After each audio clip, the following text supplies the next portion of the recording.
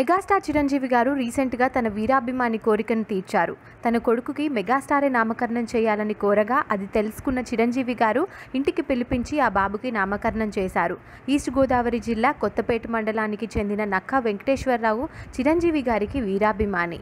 తన చిన్న వయసు నుండి మెగాస్టార్ని అమితంగా ఇష్టపడేవారు. చిరు పార్టీ పెట్టినప్పుడు కూడా పార్టీ అభివృద్ధి కోసం తన వంతు కృషి చేశారు. పార్టీ కోసం పనిచేసిన వెంకటేశ్వరరావుని 5 సంవత్సరాల పాటు తన గ్రామంలో రాజకీయంగా వెలివేశారు.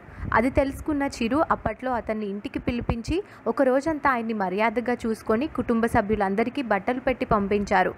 ఇదిలా ఉంటే వెంకటేశ్వరరావుకి గత సంవత్సరం కొడుకు పుట్టాడు. మెగాస్టారే తన బాబుకి నామకరణం చేయాలి, లేకపోతే ఎన్ని రోజులైనా ఇలాగే వెయిట్ చేస్తానని ఆ బాబుకి పేరు పెట్టలేదు. ఈ విషయం తెలుసుకున్న చిరంజీవి గారు వెంకటేశ్వరరావుని అతని కుటుంబ సభ్యుల్ని ఇంటికి పిలిపించి ఆ బాబుకి పవన్ శంకర్ అని నామకరణం చేశారు. తన కోరిక తెలుసుకొని బాబుకి నామకరణం చేయడంతో ఆ అభిమాని ఆనందానికి అవధులు లేవు.